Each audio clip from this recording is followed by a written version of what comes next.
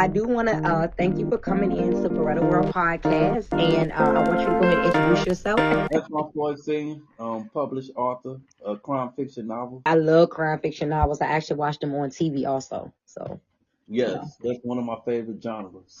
Mine too. Mine too. A lot of people be not understanding. They'll be like, why do you watch so many crime shows? I don't know. Now, how do you find inspiration? Because many writers struggle to come up with a unique idea or concept that excites them enough to pursue it. So, how do you come up with those inspiration ideas?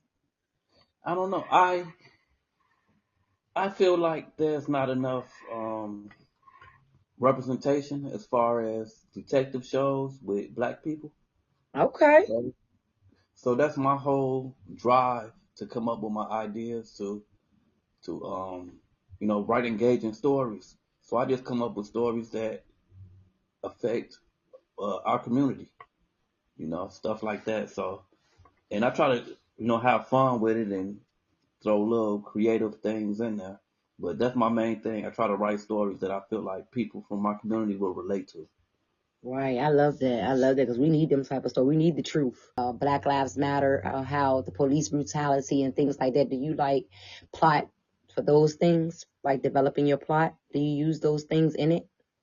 Sometimes I do. Mm-hmm. Excuse me, I'm sorry. Sometimes I do. Like for example, I started my detective series. It's called the Mm-hmm. Black Love Detective Series, and the first book is about a woman. She's assaulted by the police, sexually assaulted, What? and her ex-boyfriend, he's the main character in the story. He, excuse me, he's the main character in the story. He comes in and he tries to solve the case. But I also go with other things that have to do with the community. Like as far as my second book is called Cannibal in the City, and it's about teenage black girls that are coming up missing on the south side of Chicago, and nobody really notices or cares. So he goes in and looks for these missing teenage girls. Mm-hmm. And the book talks about the differences between missing black kids and missing white kids. Mm. Sometimes it's not always just about um, race. It's about money. Oh. So, those to answer your question, yes, those are some of the ways that I tackle some of the different things that's going on in the community and put them in my plots.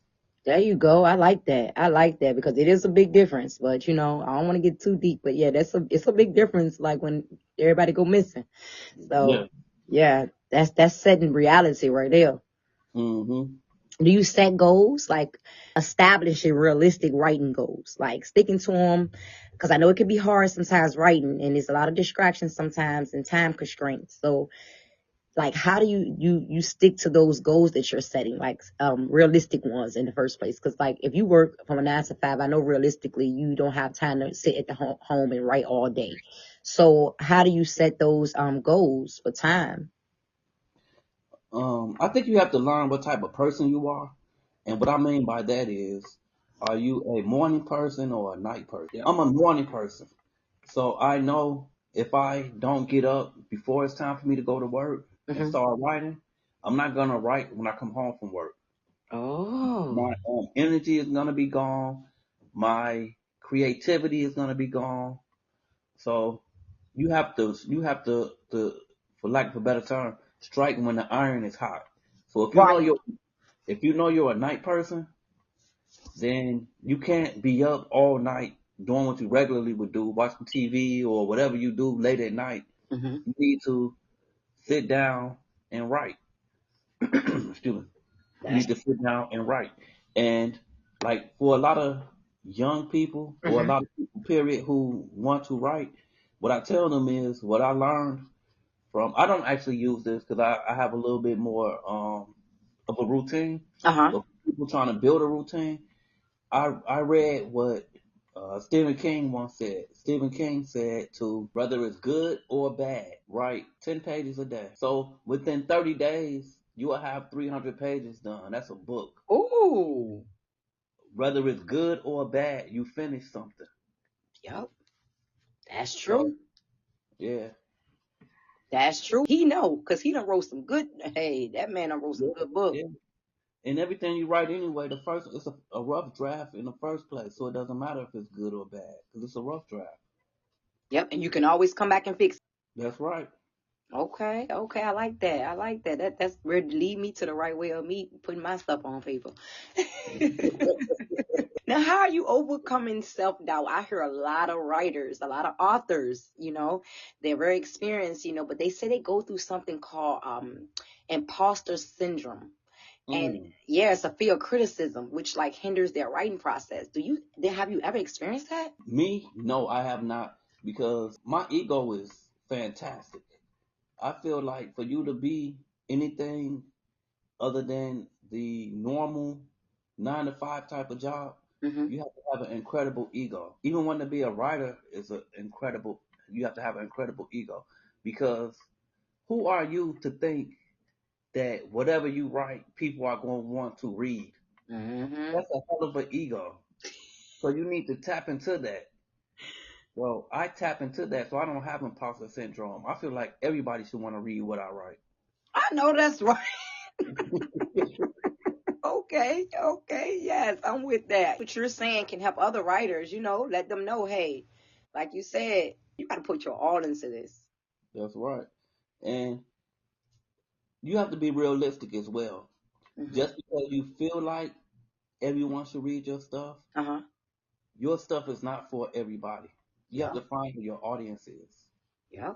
That's that niche. Mm-hmm. Mm-hmm. You right about that. Just because they read somebody else's book don't mean they want to read yours. Everybody, like I said, I like the crime, so I can read these books. This Mm-hmm. is my type of thing, but I know a lot of people that don't like me even watching crime shows, so I know they wouldn't even pick up a crime book. They'd rather have like that reality show type feel, and I like the real deal. Now, how you maintain motivation, like staying motivated through your writing process, like the difficult phases? I know it could be a struggle, but like how you stay motivated? Do you like, because some people use certain things to motivate themselves. Some people have a glass of wine. Some people eat. So it's different things people motivate themselves with when they're writing. A lot of people. So how do you maintain motivation? I get motivation from a lot of different things, to be honest. Like, I love to watch my TV shows. So if I'm watching a show Hmm. and the writing is really good, that motivates me. I turn it off and I start writing. If I read something and the story goes in a direction I didn't expect it to go in, Hmm. that makes me want to write something. Right. Just seeing other people succeed motivates me to want to write, you know. So I get motivation from a lot of different places. And you can open up to a lot of things that's going on around you to get motivation from. Some people can't do that. Once again, I think you just have to tap into what it is that you love. Yep. And keep going. hmm this is another thing that kind of motivates me, and people could take it or leave it. But I also came to the realization that I might not blow up before I die. Some people, it's a lot of people from the Renaissance, Harlem Renaissance, Hmm. that were not famous when they were alive. But Mm. when they after they them passed away, we still reading their stuff today. I So I didn't feel know like, that. yeah, so I feel like I just keep on putting out more work because I'm like, okay, maybe if I don't blow up off of it, maybe my grandkids or my great grandkids gonna eat off of this. Yes.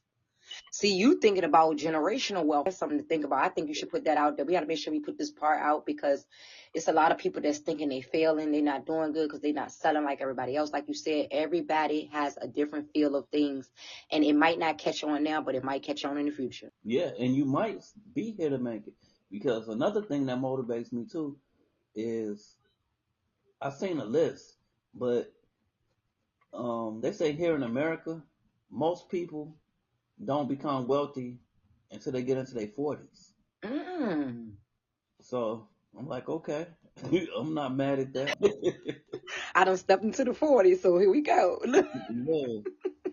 I also keep putting out books because it's just like with music to me. Uh-huh. Um, when I was younger, if I discovered somebody, new artist, and it was good, Hmm.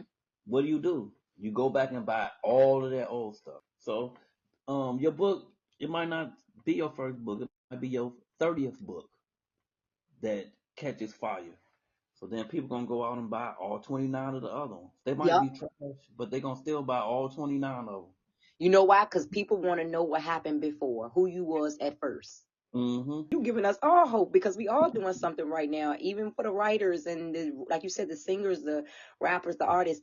A lot of us is making music and writing books and doing stuff like that. But like you said, maybe it's just not the time. But when the time do come, they're gonna go back and get that old stuff. That's right. Now let me ask, editing and revising. How do you know when to stop writing and stop editing? Like, because I know that's tough for authors. Like a lot of revision process. It could be. I know that could be stressful. It's depending on what side of the table that you're sitting on, Mm-hmm. as far as AI goes. Mm. I utilize AI. And I've had discussions with different people. Some people hate it. Some people embrace it. I look at it like this. I look at it like it's not going anywhere. It's only going to become more and more prevalent. Yeah. So why not embrace it? When I hear people that don't want to embrace it, I understand their argument. They feel like um they feel like it's gonna take away their creativity. They don't get to put as much input into it as they want. They feel like the computer is writing the story for them. Mm-hmm. But the whole point of AI is to learn how to use it. And using it is not having it right for you. Using it may be using it as a editing tool. And that's what I use it for. So it can edit to when you get that brainstorm and it stop you. You get that little freeze to be like, where should I go from here? It can help. Hmm. Yeah. And I do that. It's funny that you say that because I do that. So I will go into ChatGPT and I will upload what I've written. And I will say, I'm writing a crime fiction story about XYZ. Scan this PDF file and give me 3 suggestions of where the story should go from here. It'll spit out the suggestions. Mm-hmm. Some of it I might like, some of it I might not. And some of it might go in a direction I never even thought of going in. So then you can take that, then you go back and you write what you really want to write. You don't have to use the words that ChatGPT gave you, but it points you in a different direction, like you just said. Yep. It can help you. Like you Yeah, said, you supposed to be utilizing it. Ain't nobody say they use it for every single thing. Some people do use it for every single thing. that's right. So, excuse me. So that's one step I would do as far as the editing process, because you're gonna still, but I don't rely 100% on that because you still need human eyes and human emotions for somebody to read it and let you know what else your story is lacking. And Oh, the computer can't do that. Computer can't give you emotions. It can't give you context the way a human will. So you're gonna still have to go to an editor. okay. The Chat GPT, it'll like I said, it'll spit some stuff out to you, and then some of the stuff is good, but a lot of it you can still tell that it's written by a computer because it lacks emotion. I can tell too. You know what? Since you said that now, when I do read some people's stuff, it be looking like robotic. Always be people who are gonna try to take the easy route. Yep. They're gonna try to take the easy route, you know. But that's I guess that's kind of like a home cooked meal versus fast food. Fast food might fill you up, but it doesn't do anything for your body. Understanding the publishing process, because I wanted to write a book before, but I was like, Lord, the publishing, Lord, it's a lot behind it. So a lot of many new authors, they unsure how to navigate the publishing landscape, like whether they're aiming for traditional publishing or self-publishing. Like, which you think is best, like traditional publishing or self-publishing, like going to somewhere to get it published? Or do you think people should use their own, like self-publish their own thing? I think it depends on what type of person you are. Like once again, I said you have to be honest with yourself. So if you Mm-hmm. don't mind rejection, then go for the big box. Try to get published. If you know you don't want to do the leg work, go for the big box. Try to get published. Okay. But if you are made for this, as far as doing all of behind the scenes stuff Uh-huh. and wanting to put work out when you want to put it out, then I say go the self-published route. You saying for the people that's like not consistent, or they just want to do it on their terms? No, people who, when I say you don't want to do the legwork, what I mean is Mm-hmm. it's more than just writing a book. So that means you're going to have to find an editor, get it typeset, get the book cover done, get your ISBN number, get your barcode. Yeah, it's a lot of stuff. So, and once the book is done, you have to figure out your marketing. You got to figure out who your audience is. You got to figure out um, publicity, how to navigate things online. It's a lot of stuff that you have to do. If you don't want to do that work, if all you want to do is write, Mm-hmm.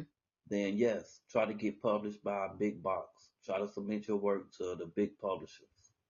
But if you have it in you to do all of those other things, because if you want to get your stuff out there, 100% for sure you will get it out there doing it self-publishing. But trying to get it published through a big box publisher, it might not happen overnight. So you have to have a strong heart and get used to hearing a lot of no's. Mm. And it's even harder for non-white men. Huh, I can believe it. Yeah. I can So believe it. so yeah. So if you 100% know that you want to get it out there, then go self-publish route because you can. Nobody to wait on. It's just you. Okay, I love that. I hope these kids and everyone else, because there's kids out here now, I see this turn into authors, and you giving them good insights because they can see where they stand. Because like you said, everybody's different. So Hmm. you wanna, if you know you that person like that, like you said, night person, day person, things like that, they can start pulling together who they are as a writer, and their time frame. That's good advice. Thank you. That's good advice. Now, do you have any upcoming projects that you're excited about? Uh, I have a book that I just released that I'm excited about. It's Tell called us. So I follow. This is a plug. I don't know this guy, but I just discovered this YouTube channel called The Nerdy Novelist, and he gives a bunch of tips, coincidentally enough, about using AI. And one of the things that he talked about was he had this episode on his channel. I think he's like 23 or 47. I don't remember. It was different ways to turn your one book into different ways to make money. And one of the ideas he had for a different stream of revenue is take your adult book and rewrite it as a young adult book or a young reader book. So I took my book, Peacekeeper, about my black detective, the first book I told you about. Yeah, I Yeah, remember. yes, he got it. The woman got assaulted by the police officer. So I turned it into a young reader's book, ages between like 11 to 13. It's still called Peacekeeper, but being that the the the moral, not the moral, but the topic of the story was so strong, I had to change it to fit children. So what Oh. I did was the little boy in the book is still a detective, him and his friends, but one of his friends he thinks may have been touched by an adult. So he has to try to figure out if that's what really happened and how to convince his friend to tell an adult what happened. Wow. Did he convince him to tell him what happened? You have to read the book to see.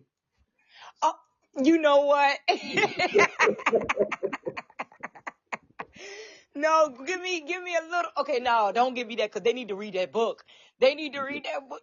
Now, Yeah. what can I find this book at? That's what I want to know. On my website, What's your crime website? crimefictionmedia.com. Crimefictionmedia.com. I'm putting that in right now. Crimefictionmedia.com. Okay, so I'm gonna have to get this book because it's not gonna be no other way for me to see what happened. Because I'm so nosy. I'm like that on movies too, though. I'm like that on movies too. I want to know what happened. So I'm loving this. I am loving this. This can help a whole lot, and it can also put in on the kids to know, hey, it's dangerous out here. Hmm. And let them know it's okay to talk to an adult when something doesn't feel right. True that. Because a lot of times that kid acting up is not really bad. He just that's the only way that he knows how to, like you said, Express itself. express himself, get out some of the stuff he's holding in. That's true. Yep. So now you got this far with all of this. Sounds like an amazing book. You looking back on this, like, what would you tell your younger self when you first started writing? Like, what advice would you give your younger self right now? Quit your job and just go hard. Okay. Yeah, I should have did that 20 years ago. Ooh. And what makes you say that? Because I didn't have as many responsibilities back then. Okay. And I know you heard the saying before, no plan B. Yes, indeed. So back then, with if you have no responsibilities really, Mm-hmm. you have no choice. If you have no plan B, like nothing to fall back on, you got to make it work. I'm taking this advice because I need to quit that job. Let me say, I need to quit that job and do exactly what you said because time don't come back. No, yeah, but I think that's the time to do it when you are. Well, I never know people's situations. Everybody's situation is different. Mm-hmm. But I feel like when you're young and you feel invincible when you're young Yep. too, that's the time to just go all in Yep. They got way more energy than us. That's the time when you should be going your fullest.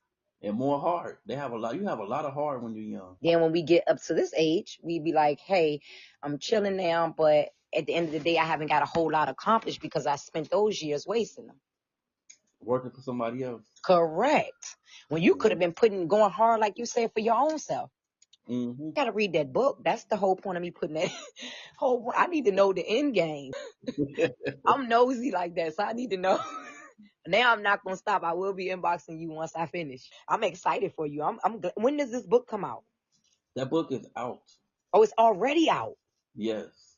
Yes, it's on the website. I'm so proud of you. I'm so glad that you're Yeah, doing this. I'm so glad that a lot of people now can listen and hear your voice, you speaking out. I think we should reach out to more and more platforms because you all have a voice. It needs to be heard. You got some great books.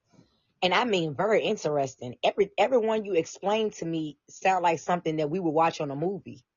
yes, and that is my next goal. Oh, your Films. next goal is the movie. Yes. Yes, let's do it. If you do think about it, don't forgive me if you need an actor. Definitely. That book can be big, and that could have been a big movie. I hope this go all the way up. It will. Manifest it. Where do you see yourself in the next 5 years? The next part.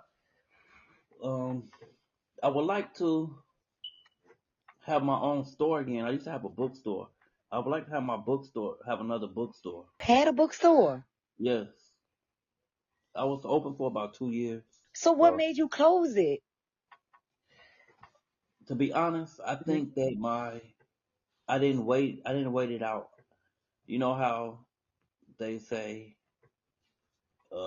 it takes a business 3 to 5 years, Mhm. to be successful. Uh huh.